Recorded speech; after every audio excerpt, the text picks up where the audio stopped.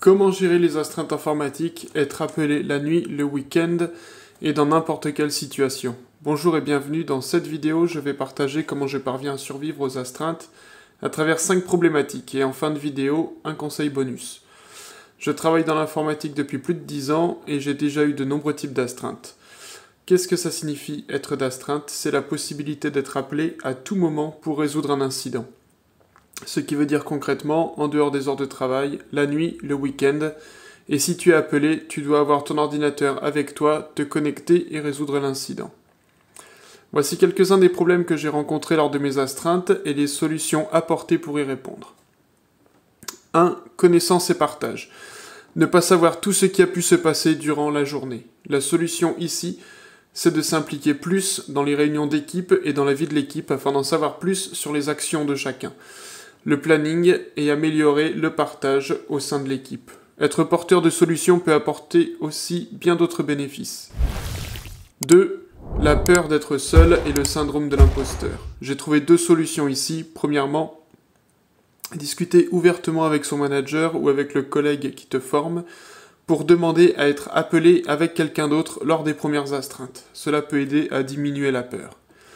Deuxièmement, prendre autant d'incidents que possible durant les heures de travail pour gagner plus de connaissances, plus de compétences en diagnostic et résolution et donc plus de confiance. Il faut travailler plus. La quantité d'incidents traités va vraiment apporter de nombreux bénéfices. Si tu as tendance à te cacher derrière le reste de l'équipe, ça ne marchera pas parce qu'il n'y aura personne d'autre que toi quand tu seras appelé la nuit. C'est pour cette raison qu'il faut prendre les choses en main en journée afin d'acquérir connaissances, compétences et confiance. 3. Anxiété ou stress, ce qui va se traduire concrètement par l'impossibilité de dormir par peur de rater un appel ou rester fixé sur l'écran du téléphone en attendant l'appel.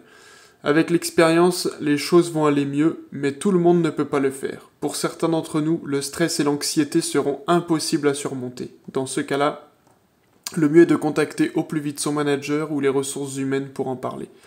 L'anxiété et le stress seront amplifiés si l'environnement de travail est déjà stressant, ce qui signifie que les membres de l'équipe et les managers ne travaillent pas bien ensemble à résoudre tous les incidents de façon définitive.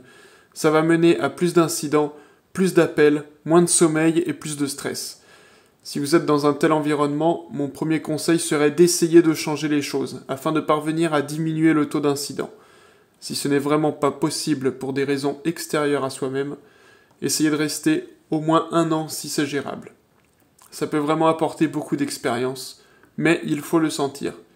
Il faut savoir arrêter les astreintes ou même quitter cet emploi bien avant de ressentir les premiers signes de burn-out. Dernier conseil, trouver un système qui fonctionne pour être sûr de se réveiller lors d'un appel et dormir. Le manque de sommeil est la pire des choses, tu vas déprimer très rapidement. 4. Déranger tout le monde. Être appelé au milieu de la nuit et risquer de réveiller tout le monde à la maison, femme, mari, enfant. Être appelé dans un endroit silencieux pendant une cérémonie et risquer de tout perturber. Pour ces 2 problèmes, la solution la meilleure et la moins chère que j'ai trouvée, c'est de porter un bracelet connecté, mais pas pour les fonctionnalités liées à la santé. Je porte un Xiaomi Mi Band 4 uniquement pour cette raison, et cela fonctionne vraiment bien. C'est fiable, je peux le porter toute la nuit sans que ça me dérange. Avant de l'utiliser pour les astreintes, je l'ai testé pour savoir s'il était capable de me réveiller la nuit. J'ai positionné quelques alarmes autour de 2 ou 3 heures du matin. Les vibrations du Mi Band sont plus que suffisantes pour me réveiller. Je n'ai jamais raté un appel ou un réveil avec. Je suis vraiment satisfait de cette solution. Ce petit appareil a vraiment apporté une amélioration de ma qualité de vie. Avant celui-ci, j'avais le Mi Band 2, que je préfère honnêtement. Il était plus fin, plus simple et plus que suffisant. Je ne l'utilise que pour l'alarme et les notifications. Mais l'affichage a cessé de fonctionner après plusieurs années de bons et loyaux services. Si ce n'est pas les appels d'astreinte qui me réveillent, ce sera bébé, donc je sais que mon analyse de sommeil sera catastrophique, je n'ai pas besoin qu'un bracelet fitness vienne me la prendre. J'ai désactivé la plupart des fonctionnalités et de l'affichage pour ne garder que l'essentiel.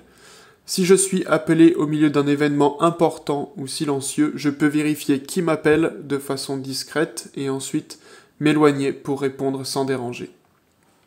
5. Être appelé au pire moment pendant que je fais les courses en plein milieu d'un rendez-vous important. Organiser sa semaine et ses journées pour limiter ces risques du mieux possible. La clé ici est la planification. Pour les courses, le mieux est de les faire avant si possible ou bien de faire un drive ou se faire livrer. S'il y a vraiment des rendez-vous importants, impossibles à déplacer pendant la semaine d'astreinte, voir s'il est possible de négocier pour qu'un collègue te remplace pendant 1 heure ou 2. Pour augmenter les chances, essaye d'être le genre de collègue sur qui on peut compter et qui lui-même peut remplacer facilement d'autres collègues lorsque c'est nécessaire.